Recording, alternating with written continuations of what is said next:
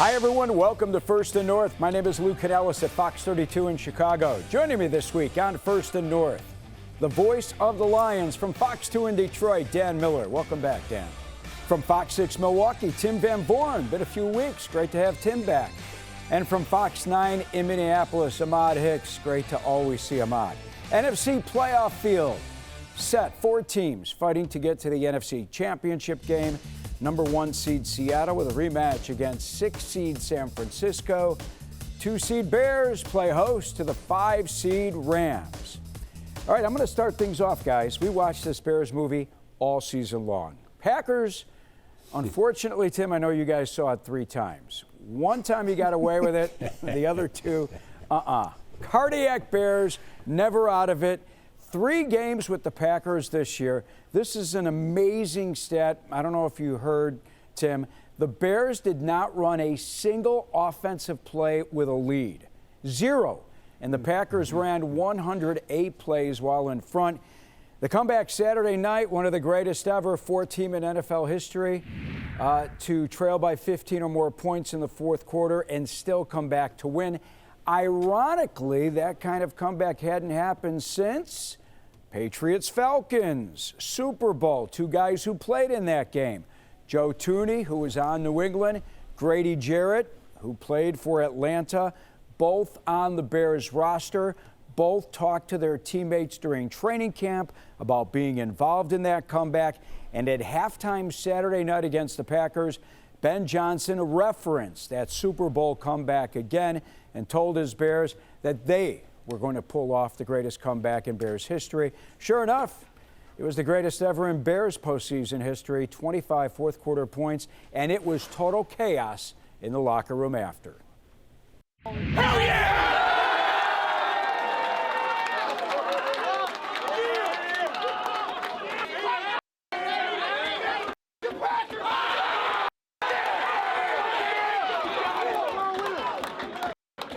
There's a rivalry that exists between these 2 teams, something that I fully recognize and I'm a part of. And yeah, I mean, I don't like that team. So George and I have talked, and we're on the same page. And Keyshawn Nixon, all the guys talking. Even the DC was kind of talking about telling the media in Green Bay that we're going to see you next week. So we heard that loud and clear. There's probably a little bit more noise coming out of their building up north to start the week, which we heard loud and clear, players and coaches alike. So this one meant something to us. They wanted us. That's what I heard. They wanted it, and they got it. Hey, Tim, let me ask you, do the Packers dislike the Bears as much as the Bears dislike the Packers? I don't know. The Bears are going to be the Packers' heads now, if they weren't already. Personally, I love that there's this much salt back in this rivalry. You and I, Lou, have been doing this rivalry story for years, and you try to create, hey, guys in the locker room, it's Bear Week, and they'd kind of go, ho-hum, no big deal. Guess what? Next year, that won't be the reaction at all. The Bears are for real. The Bears players believed, and they obviously embodied what their coach and their team was all about. The Packers were trying to hang on to that thing, and the Packers are kind of trying to hang on in this division. And obviously the Lions have made their move up, and I think the Bears have made a legitimate move up now. So do the Packers fear the Bears, hate the Bears? I don't know, but the Bears are in their heads now. I want to bring in Ahmad, and I'll bring in Dan in a second, but let me ask you this question, Tim, because I really felt that the key in that game was the Bears' defense turning the game around in the second half, forcing the Packers to punt on 4 straight drives. Offense finally got it going. It kept Green Bay's defense on the field.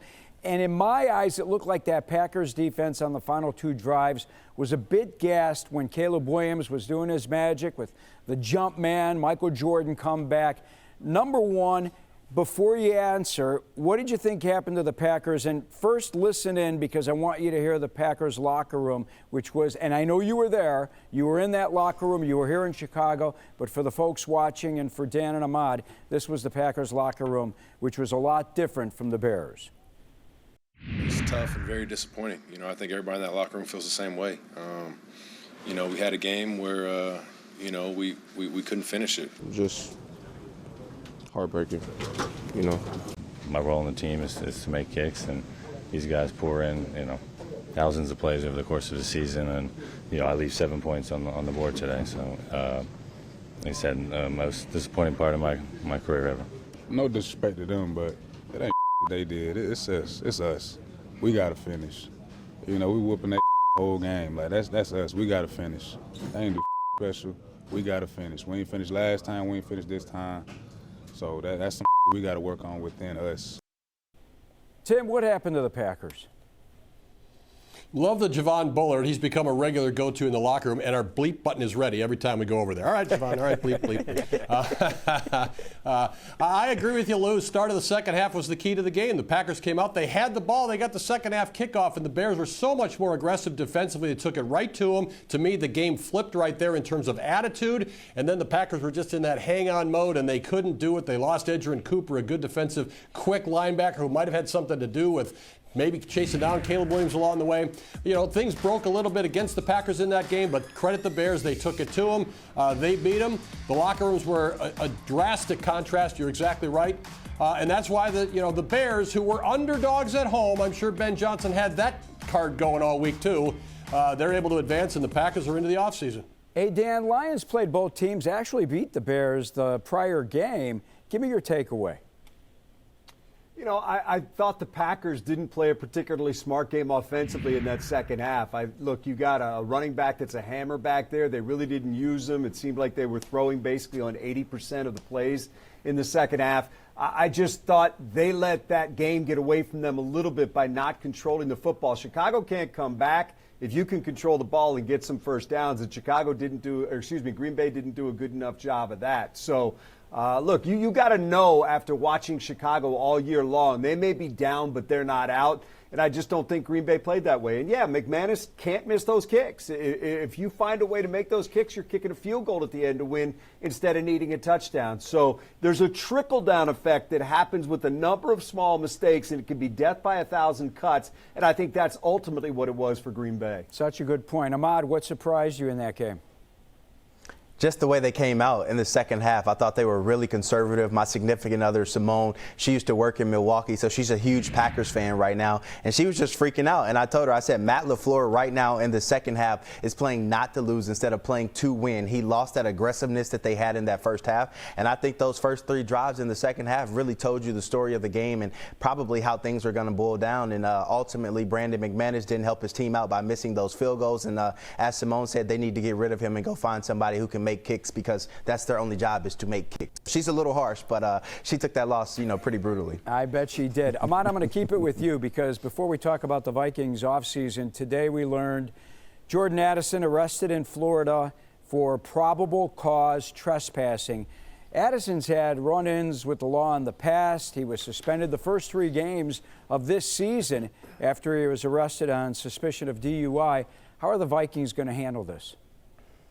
They're going to handle it in the house, as they always do, but they certainly aren't happy with this guy. I mean, he's had a run-in with the law since he's been drafted here with the Minnesota Vikings. They just want him to have a good offseason like he did last year, but here he is. Not even 3 weeks into your offseason, and you're already, having a mugshot out there. So they won't be happy about this. I'm sure their representatives have already reached out to Jordan's representative and to him, exclusively, and had a conversation about cleaning it up. I know Justin Jefferson spoke about him being a little, I won't say immature, but younger, and saying that he needed to do a better job of taking him under his wing to make sure he's on the right track, and doesn't look like he did that just yet. Hey, Dan, Lions owner Sheila Hamp had a message for Lions fans. Can you share the details? Yeah, basically saying not good enough, and they understand that, and they're going to do a full run through of the organization to make sure that they get it right next year. And, they've kind of backed and said this doesn't call for drastic change, but it does give them the opportunity, as you see right there, to refocus, evolve, and move forward. And I think that's been the message from Dan Campbell, who gave himself an F for the year, from Brad Holmes, who gave himself a failing grade from the year, and now from the owner, Sheila Hamp, who all said this just is not good enough. It does not meet the standard that they believe they have set with this new regime. And I think that's what fans want to hear. Now, you can also get wrapped up in, well, they're not going to make drastic changes. Listen less to what they say and pay attention more to what they do. We know where the holes are on this football team. We know where they have to get better. Let's see how they attack that during the offseason. I think these first couple of weeks we spend way too much time parsing words and or emails. I want to see what the actions are to make this team better, because some of the problems that they have were illuminated this past season. And look, I don't think they're that far off. I still think if you look at this roster, it is deep and talented, but there are holes and they have to attack those. And I think Sheila Hamp wants people to know, yeah, they're going to do that. Brad Holmes said, yeah, they're going to do that. Dan Campbell said, yeah, they're going to do that. And I think they will. I think this will be an active offseason for this team, and I think it has to be. Yeah, speaking of Brad Holmes, general manager, here is Holmes.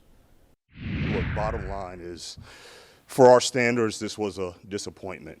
All right, when we set out for this journey for this season, it wasn't to match last year's record or exceed last year's record. It doesn't really matter what the record is. Bottom line is, if we're not in the dance and we're not competing for a championship, it's a failure.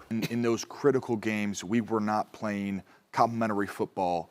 In those moments, and that's really on all three phases. It was sometimes offense, defense, special teams. It was a collective thing where little parts were letting us down, and we were losing these close games. And we ended up 9-8, but it just wasn't enough to get us in. And that was it was unfortunate, but we're all looking forward to next year. Dan, Lions making moves already. They fired offensive coordinator John Morton and interviewed former Dolphins head coach Mike McDaniel. Is McDaniel a good fit? Well, he's one of several that we've seen connected to this job, and I think the first thing you have to figure out is, will McDaniel be available? Because he's a popular guy interviewing for head coaching jobs, and he'll be a candidate for every offensive coordinator job that comes up as well. I watched him during the season with the thought that he could well be fired, and I wondered, because it was apparent the Lions were going to need an offensive coordinator, how he would fit in. I just want to know how he and Dan Campbell vibe, because, listen, McDaniel, we've seen him. I think he's a heck of a coach, but he's a different cat. And I want to see how that works with Dan Campbell. And I also need to know that McDaniel has that commitment to the run that you look for when you're working for Dan Campbell, because they want to establish the run. They want that to be a part of their personality. They want that offensive line to be front and center. That's part of what's got to be rebuilt this offseason. So, look, zero questions about his ability to produce. I just need to know, when they sit down in a room, do they see eye to eye? Does it work? Because that's really important. As we see all these coordinators getting fired, it's not just about production, which is obviously paramount, but it's also about how do you fit in the room together, and are you all moving as one in one direction? And that's what I want to know. When they talk, when they meet, how does that go? Tim, before I ask you about Matt LaFleur, here's what the players are saying about if they want LaFleur back. Matt's one of the best guys and people, like as a person. I've been around since I've been in this league. I reached out to him when I started seeing this, and I said, man, when I agreed to come here, like, you were part of the reason why I came here. I want you a part of this, and I love you, and I think you're a great coach. I'm not too much concerned about Matt. I feel like the fans put way too much pressure on him on what they feel like he should be at, but at the end of the day, he's still, since he's been a head coach, the most winningest coach in this league. Like, I think we take it for granted how much just winning is, and how much winning he does. I think that he's become a great leader since I've been here, and I know what he means to the players. So, I mean, speaking for myself, I'm gonna stand firm on wanting him to be the head coach. Tim, does LaFleur deserve a contract extension? I think he's going to be offered a contract extension. It's a matter of how much value is on that contract extension. Does it reach where he thinks he is worth? If not, maybe he tries to look elsewhere. The Packers move him elsewhere. If it does, then he stays in Green Bay. I think the Micah Parsons vote there was as strong as anything. And what you've heard, the player response, I was in the locker room for locker cleanout yesterday, very positive toward Matt LaFleur. But, Dan talks about the trickle-down effect. That is what's happened to the Packers in the last few years, and that's how Matt LaFleur is being judged. Yes, he's a tremendous regular season winner. And there's context with these key losses and untimely inefficiency. But they're 1-5 in their last 6 playoff games. Minnesota, Detroit, Chicago, all those teams have a division title more recently than the Green Bay Packers. That's what he's being judged by as well. I bet. All right, we need to take a timeout. Another big fish hits the coaching market. We'll tell you who. And did we see the last of Aaron Rodgers? On Monday night, we will discuss next here on First and North.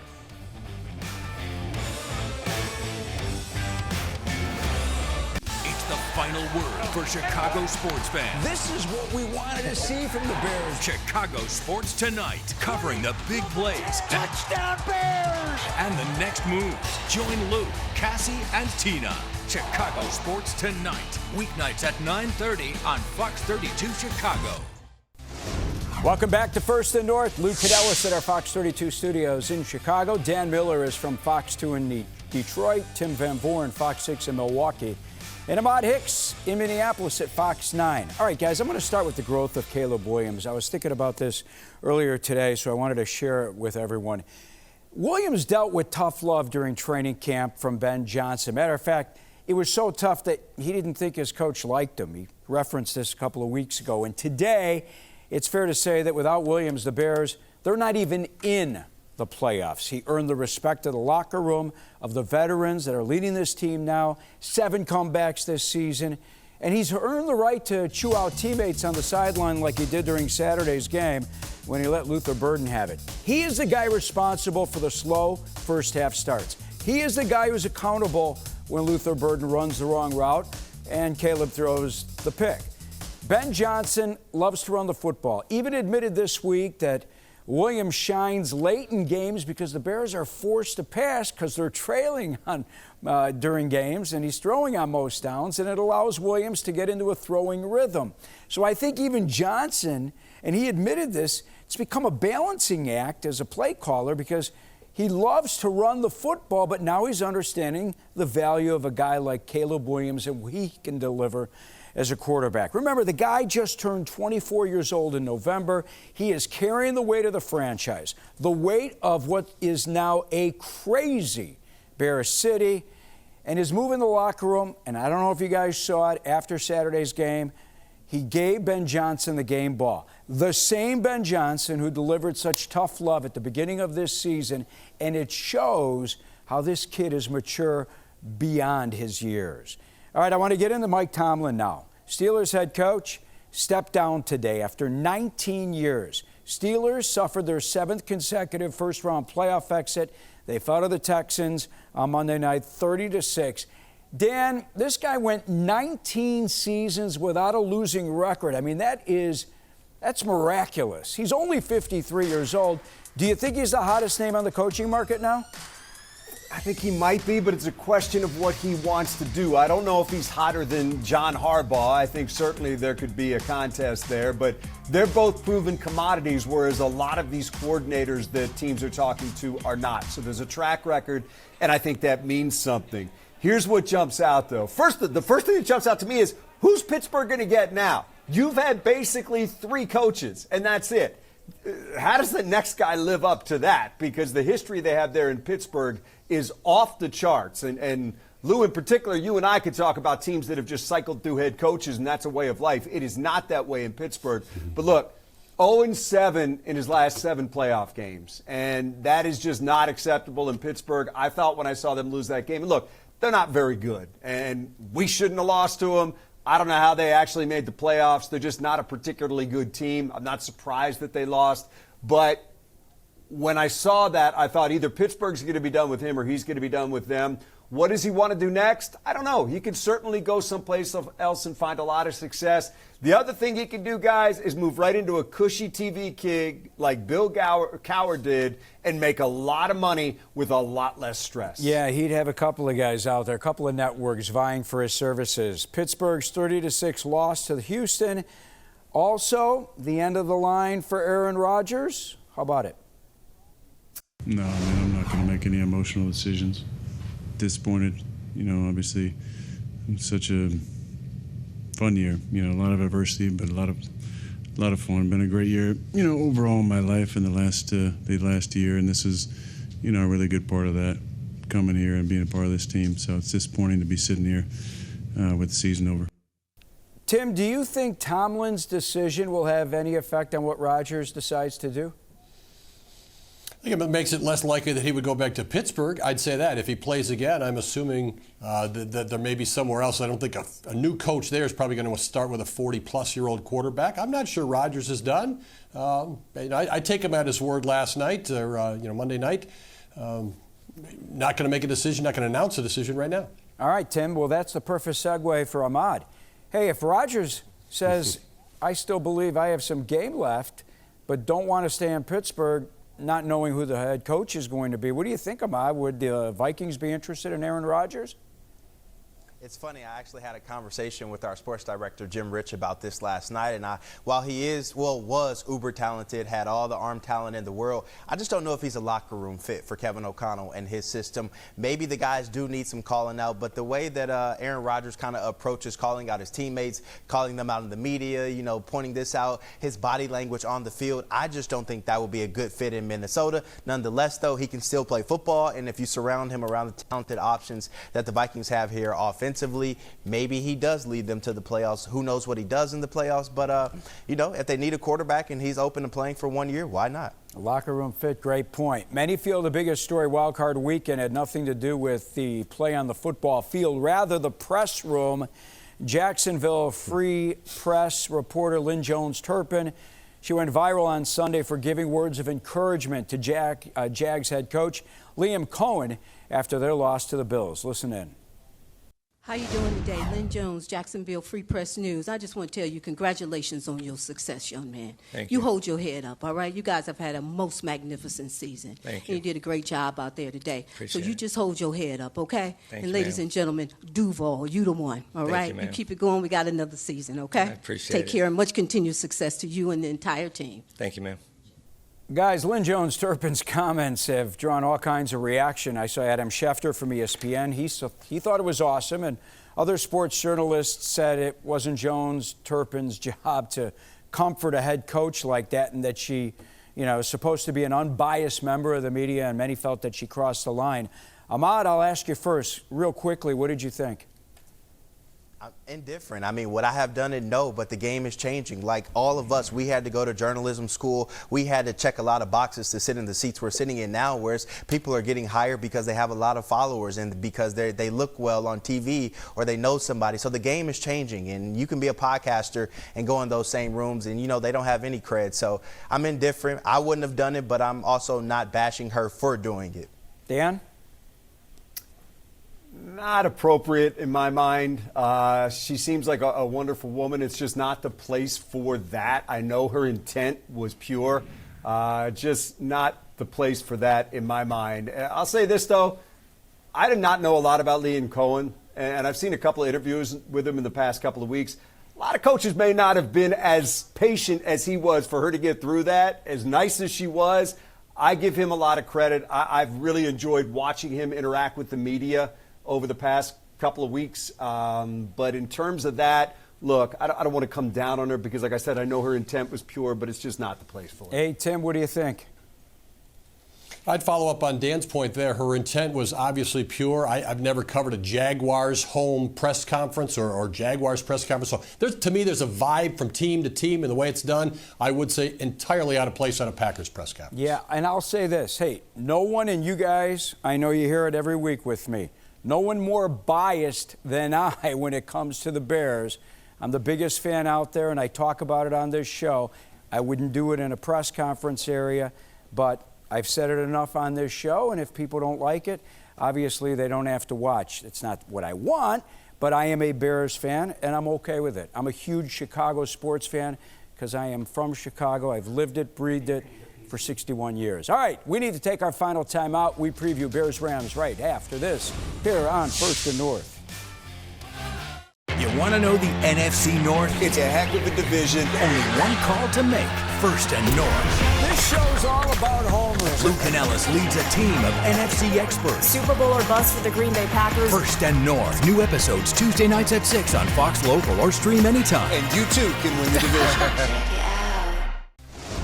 Welcome back to First and North. Here are the matchups for the divisional round around the NFL. Saturday, 3:30 Central Time. Number 1 seed Broncos host Josh Allen and the Bills. 7 o'clock here on Fox. Yes, Fox Chicago, Detroit, Minneapolis, Milwaukee. Number 1 seed Seattle hosts the Niners. Sunday, 2 o'clock Central, AFC. 2 seed New England hosts 5 seed Houston. 5:30 Central here in Chicago. 2 seed Bears host the Rams. All right, I'm going to start with you, Dan. Does the magic run out for the Bears on Sunday? You know, I think it's an interesting place to get Matthew Stafford in the cold weather there where he can certainly play, but I want to know about that finger that he injured. I've seen Matthew with digits that were messed up before, and it can impact his throwing, and there are times where he is prone to throw interceptions. And the Bears, nobody's been better at taking the ball away than they have this year, so I think that's the key to me. If they can take the ball away, give Los Angeles a couple of empty possessions, that's their chance to win this game. You don't want to fall behind by 17 points against Stafford and anticipate that you're going to come back. I think that would be difficult to do. So this, to me, is a game that the Bears are going to have to start fast, steal some possessions, and get some points off them. Real quickly, Seattle or San Fran? San Fran. I'm not sure I trust Sam Darnold yet. All right, real quickly, guys, let me get to you. I'm under a minute. Tim, you go first. Bears, Rams. Soldier Field, I felt the voltmeter rocking, pegging twice in the last month. That place is going to be crazy. The Bears clearly believe, but the Rams win Sunday night. Okay, and how about Seattle and San Fran? I'll go San Fran. All right. Ahmad. I'm from St. Louis. The Rams were there for a long time. I'm rooting for the Rams. Bear down ends this weekend, unfortunately for you, Lou. And I also think San Francisco wins. I just love their coaching staff and what they're able to do. I still love you and Tim. You guys have no idea. And by the way, obviously, the biased one is taking the Bears, and I think San Francisco is going back to the NFC Championship again for the fifth time under Kyle Shanahan. Great work, guys. Love always talking to you. For Tim, Dan, and Ahmad, I'm Luke Canellis. Thanks for watching. We'll see you next week right here on First and North.